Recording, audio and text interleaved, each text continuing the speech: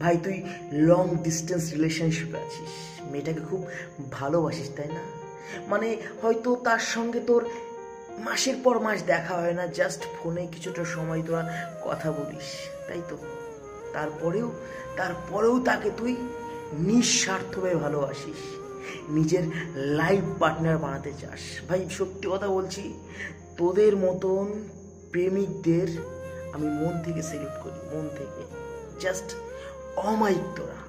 আর তার জন্যই আমার তরফ থেকে তোদের মতন প্রেমিকদের একটা সুন্দর রোমান্টিক গান। বোকাচোদা তুমি বোকাচোদা।